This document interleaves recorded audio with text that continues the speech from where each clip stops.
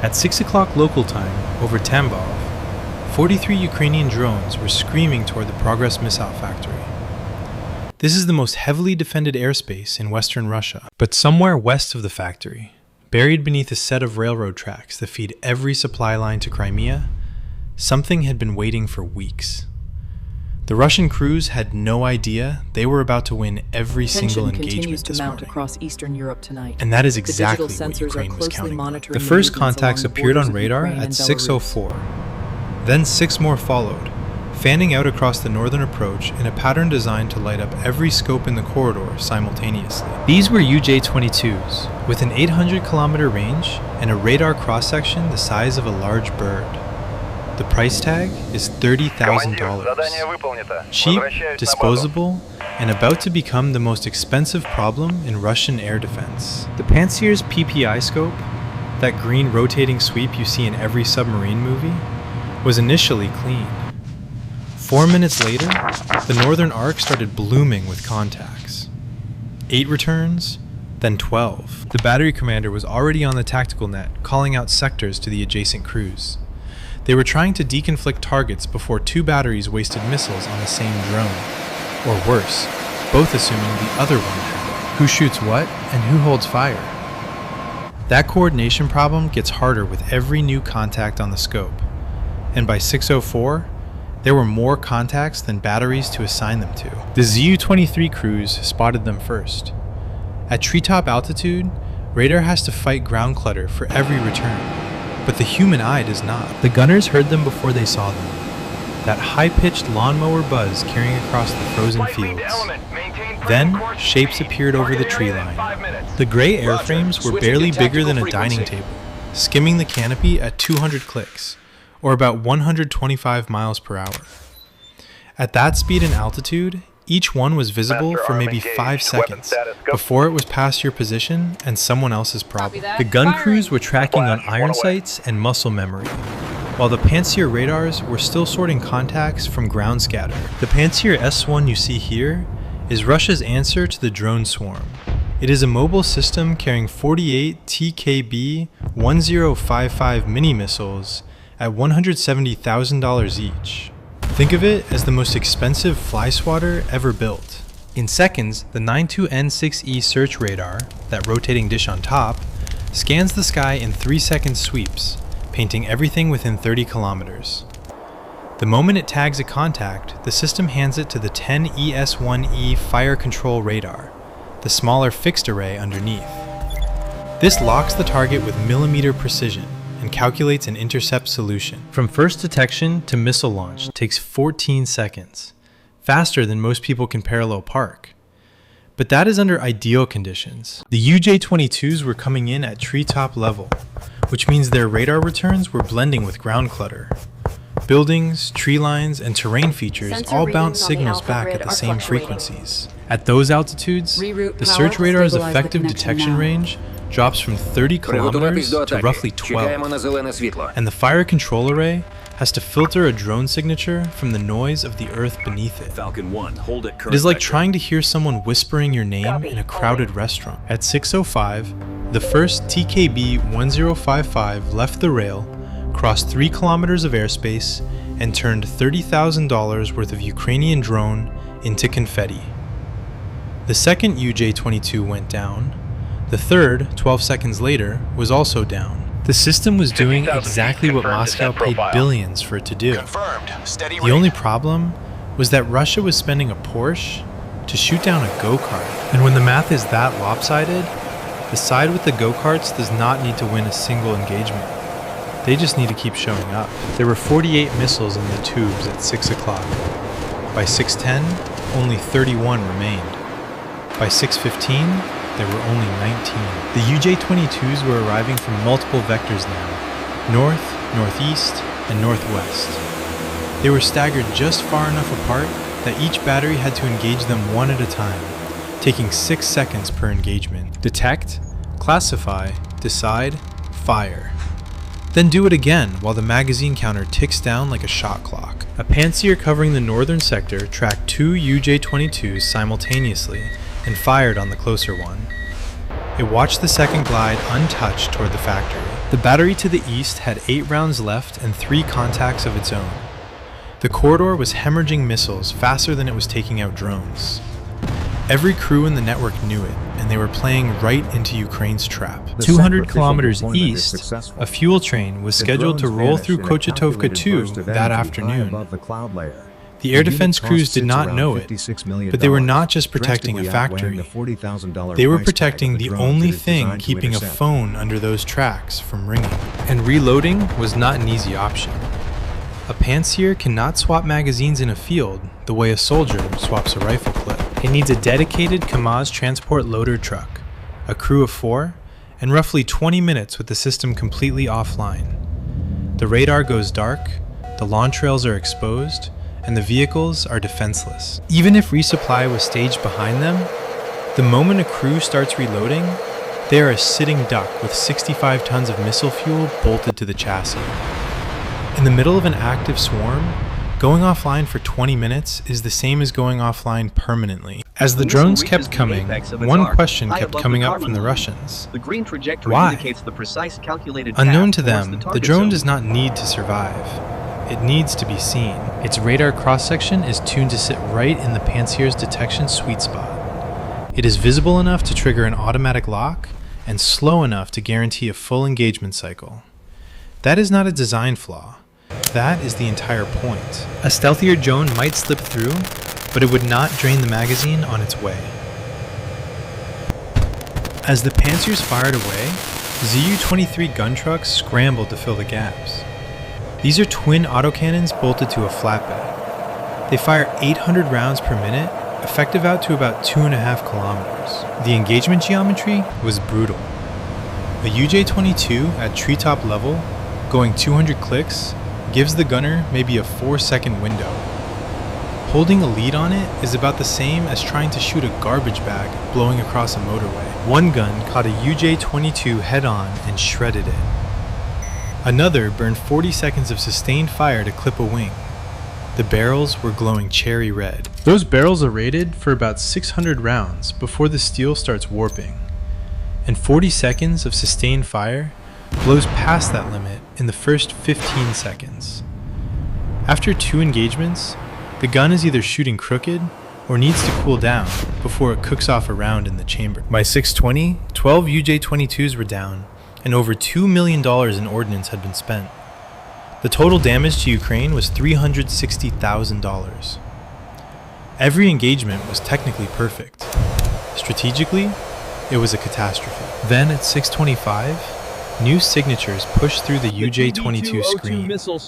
Faster, higher, and heavier radar returns appeared.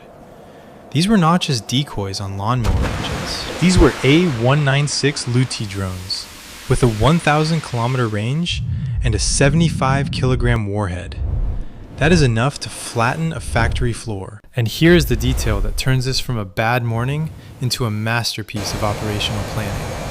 These were not launched at the same time as the decoys. Ukraine launched the Luchis first, hours earlier, from airfields deep inside Ukrainian territory.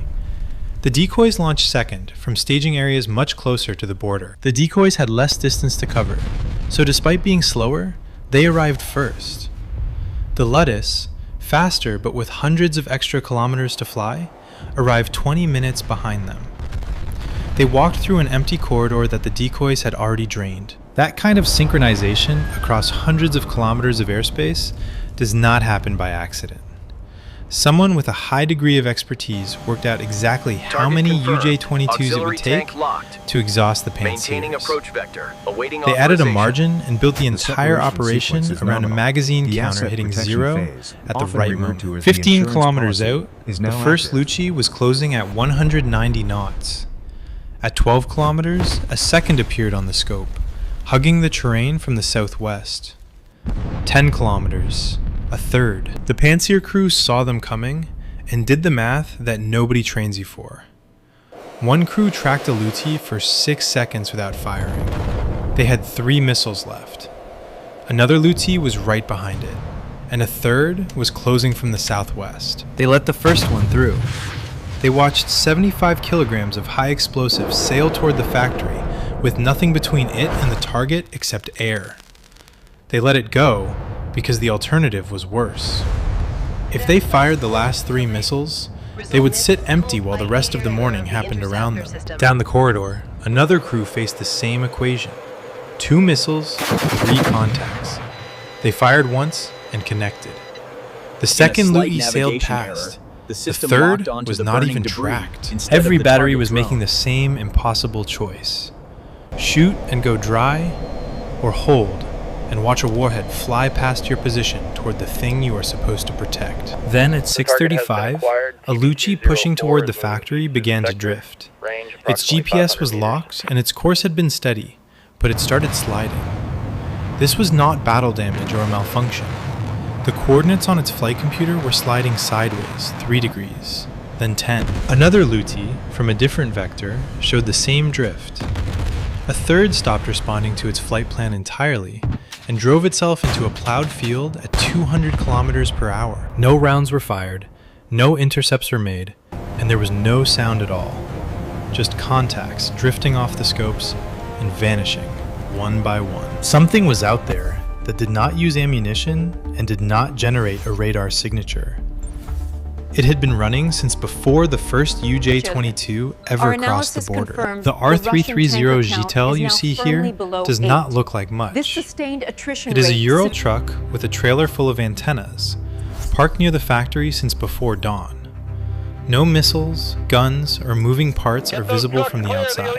But this truck had done more damage to Ukraine's strike package on a tank of diesel than every Pantsir in the corridor had done with a warehouse full of missiles. The Gitel is a broadband jammer that basically suffocates GPS signals. A GPS signal starts at a satellite 20,000 kilometers above the Earth and arrives at a drone's antenna with about 20 watts of power. That is roughly the strength of a car headlight seen from the other side of the planet. That signal carries the timing data the drone needs to calculate its exact position. It must arrive clean, with nanosecond precision, or the math falls apart. The Gitel does not try to decode that signal, or outsmart it. It just shouts over it, flooding everything from 100 MHz to 2 GHz, with broadband static across a 30-kilometer radius. Every navigation frequency inside that bubble, GPS, GLONASS, Galileo, disappears under a wall of noise. Think less like a sniper rifle, and more like a fire hose. And here's the critical part. A drone inside the bubble does not just lose its signal, it gets a signal that lies to it. Ghost coordinates that have nothing to do with the ground below are fed to a computer that has no way of knowing it is being deceived. And it was not just drones feeling the effects. Cell service near Michurinsk had been spotty for months. 88,000 civilians were blaming their carrier. They did not know that a phone under a set of railroad tracks 5 kilometers west was suffering because of the same truck. Every drone that had survived the Pantsirs and the Gunshucks flew into that bubble and lost its mind. Inside each drone, the GPS receiver starts getting timing data corrupted by microseconds. Tiny errors compound into massive position jumps. The solution drifts 50 meters east, then snaps 200 meters north, then back again. The autopilot chases each phantom waypoint, correcting and overcorrecting, and every adjustment takes it further from the real flight path. The drone does not know it is lost. Its instruments say everything is normal. That is what makes jamming so much more lethal than a missile. It does not break the computer. It convinces the computer everything is fine while it flies into the ground. A Luti, the heavy hitter Ukraine spent the entire morning protecting, drifted 11 degrees off course. It corrected toward a coordinate that did not exist and plowed into a tree line 6 kilometers from anything worth hitting. A $4 million strike drone was turned to scrap by a truck burning 40 liters of diesel fuel an hour. Inside the Gitel, the operators had been watching the jamming dome work flawlessly for 50 minutes. Every contact that entered the bubble drifted. Every single one. The system was performing exactly as designed. But at 6:45, specific Lutis held their course. There was no drift and no deviation. The Gitel was screaming across every frequency, but these drones were not flinching because they were not listening. On the Gitel's monitoring equipment, the operators could see their jamming broadcasting at full power. The drones just were not responding. Contacts held steady, heading west, straight at them. Something they had never seen before was inbound, and they had no weapon to answer it with. On board each sat a Skynode S flight computer. And this is where the entire Russian defensive concept breaks down. Most drones navigate the way you use Google Maps. Follow GPS coordinates, turn by turn. No thinking required. If they lose the signal, the drone is lost. The Skynode does not work that way. It navigates by camera, matching the ground below to satellite imagery in real time.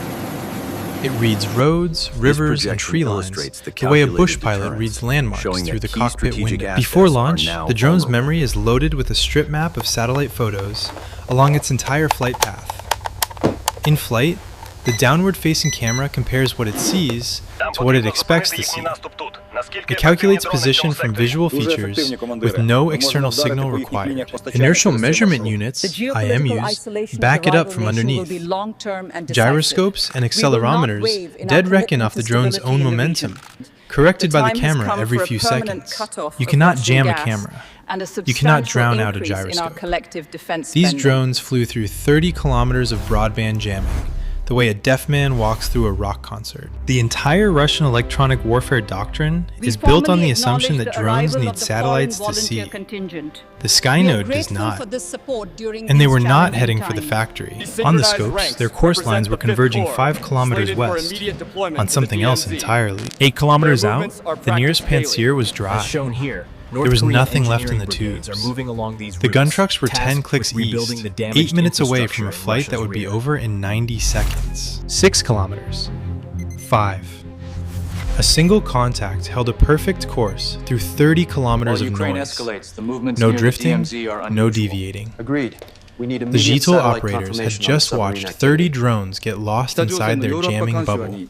But these drones flew right through it like it was free Wi-Fi. 3 kilometers. The JTEL had been broadcasting its position across the electromagnetic spectrum for 55 minutes. Ukraine had the coordinates loaded before the drones ever launched. The operatives who buried that phone had done their part weeks ago.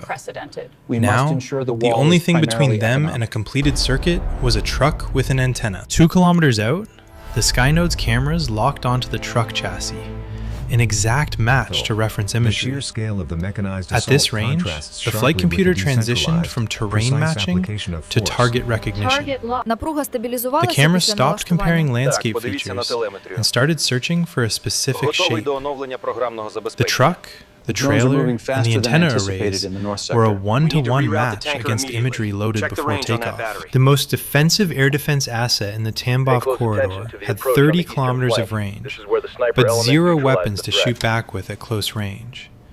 75 kilograms of warhead, 4 seconds out. At 6:58, the JTEL came apart. 75 kilograms slammed into the Ural chassis and the trailer behind it. The antenna arrays folded into the blast, and 30 kilometers of broadband jamming dropped across every frequency. It did not happen gradually. It happened all at once, like flipping a switch. GPS snapped back clean. GLONASS locked on. Navigation lines across the corridor straightened like compass needles swinging north. The factory now stood wide open. The pantsirs were spent and the jamming was gone. A follow-up wave would have hit unopposed. It would have been the easiest strike of the entire war. But the drones did not come. The Russians sat there in their vehicles and by their guns for what seemed like an eternity. Where were the Ukrainians going? The surviving drones had just flown right past the factory. After kicking rocks for 30 minutes, they decided to stand down, giddy with the thought that they had won. But they had really played right into Ukraine's hand. They would not be smiling by the end of the day, because somewhere under a set of railroad tracks, a phone had just found its first bar of service in months. And a fuel train was now on its way. At 15:30 that afternoon, a fuel train rolled into Kochetovka 2. This is the classification yard 5 kilometers west of the factory, where the Moscow-Voronezh-Rostov main line narrows into a single choke point. Everything feeding Crimea and the southern front squeezes through this yard. When it stops, 3 frontline divisions stop eating. There were 16 tank cars, 11 gasoline, 5 compressed gas. Buried in the ballast beneath the rails sat a device that had been there for weeks.